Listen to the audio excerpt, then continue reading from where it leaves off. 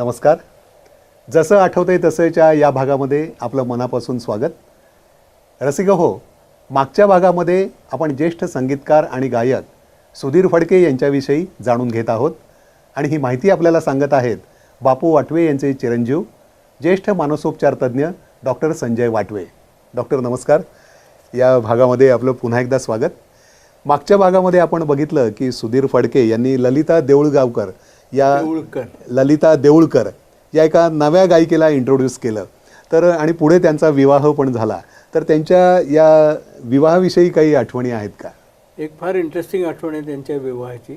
त्यांचा जेव्हा विवाह झाला तेव्हा मोहम्मद रफी लग्नाला हजर होते आणि ते कोणीही न सांगता एक्सटेम्पोर एक गाणं सुद्धा गायले आणि एकदम सगळा सभामंडप एकदम माहोल सगळा बदलून टाकला.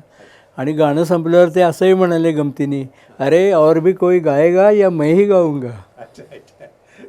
इतकं म्हणजे हे अकृत्रिम प्रेम. आता तुम्ही प्रोफेशनल रायव्हलरीजचे असंख्य किस्से सध्याच्या फिल्म इंडस्ट्रीत बघतात.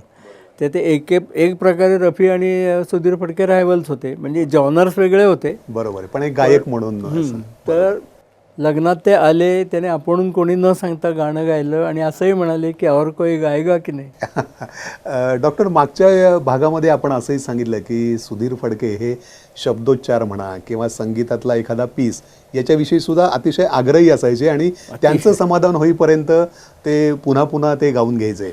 तुम्ही त्यांचे विचार किती प्रगल्भ आहेत हे कुठल्याही त्यांचं गाणं काढा, तुमच्या लक्षात येईल की ते शब्दांचे जे काही मिनिंग्ज आहेत ते असे भेदकपणे आपल्यापर्यंत पोचवतात. त्याचं कारण त्यांचं परफेक्शन किंवा त्यांना जो इफेक्ट पाहिजे. त्यांच्या गाण्यात भावना किती असतात तुम्ही बघा. ड्रायली कधीच गायलेली नाही आहेत फडके. त्यांच्या गाण्यात प्रत्येक स्वर असा भावनेने ओथंबलेलाच बाहेर पडतो. त्यामुळे त्यांचं गाणं एवढं प्रभावी होतं. नाहीतर ग्रामरनी करेक्ट असलेले पुष्कळ गायक आहेत, पण त्यांच्या गाण्यात भावना एवढ्या नसतात. म्हणजे फिलिंग आणा असं सांगायला लागतं. ह्यांचं गाणंच फिलिंगयुक्त होतं, त्यामुळे त्यांना ते कधी असं सांगायची पाळी आली नाही. आणि परफेक्शनचा किस्सा त्यांचा एक अविश्वसनीय किस्सा आहे. ऑर्केस्ट्रा चालू होता, आशाबाईंचं गाणं होतं आणि बासरीचा एक पीस होता. ते त्या पीसच्या एंडचा जो स्वर होता तो आला की सुधीर फडके त्यांना अशी खूण करायचे आणि ते अतिशय उच्च कोटीचे जगतविख्यात बासरीवादक होते. तर 7-8 रिटेक झाल्यानंतर त्यांनी फडकेंना विचारलं की कैसा चाहिए आपको. ते म्हणले की लास्ट का जो स्वर है वो ठीक से नहीं आ रहा है, आप दिखा सकते हैं. हाँ लाओ. कुठल्या संगीतकाराची ताकद आहे, हा लाओ. मग त्यांनी बासरी घेतली आणि तो पीस त्यांना कसा पाहिजे ते वाजवून दाखवला.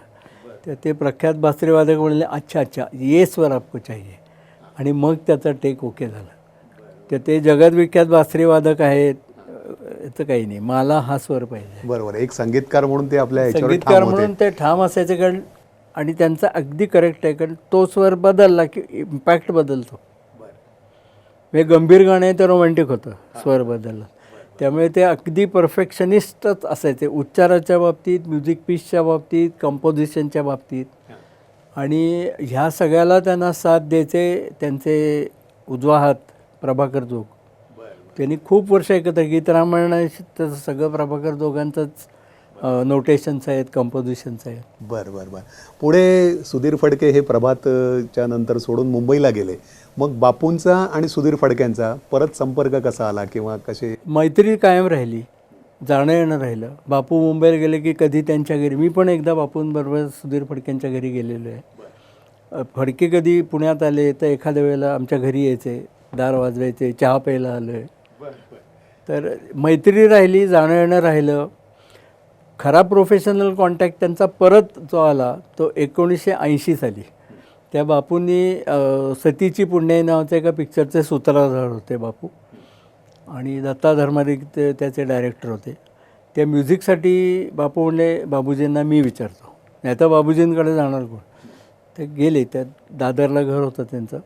तर बाबूजी म्हणाले, अरे बापू तू आलास, मला फार आवडलं असतं, आपण इतकी वर्ष एकत्र काम केले, प्रकृती अस्वास्थ्य खूप आहे, मला जमणार नाही.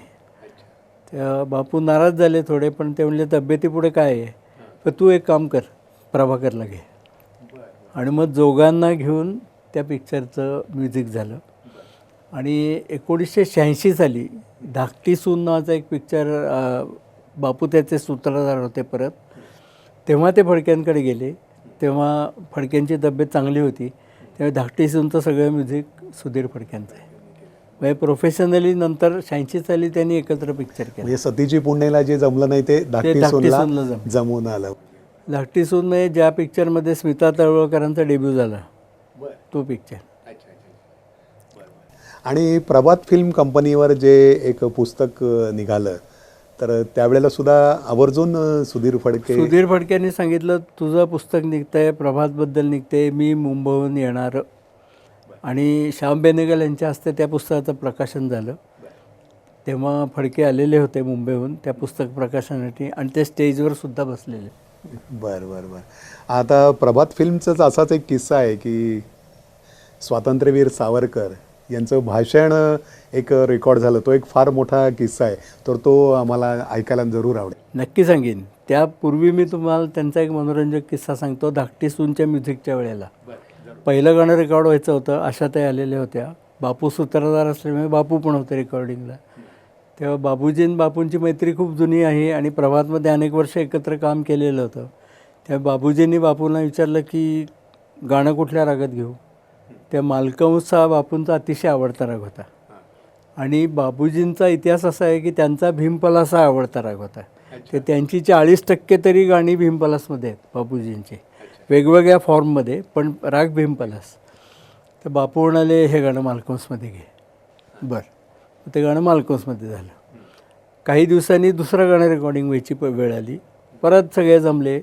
परत बापूजींनी बापूंनाच विचारलं, हे गाणं कुठल्या रागात घेऊ. ते बापू म्हणले, हे मालकंसमध्ये घे.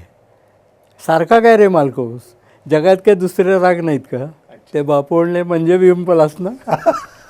म्हणजे निखळ मैत्री असल्यामुळे. निखळ मैत्री. आणि तुमचे शब्द मला बोचत नाहीत जर आपला परिचय असेल तर. ते केवळ बापू हे शब्द बोलल्यामुळे बाबूजींनी त्याचं काही वाटून घेतलं नाही. पण ते दुसऱ्या रागात त्यांनी गाणं केलं.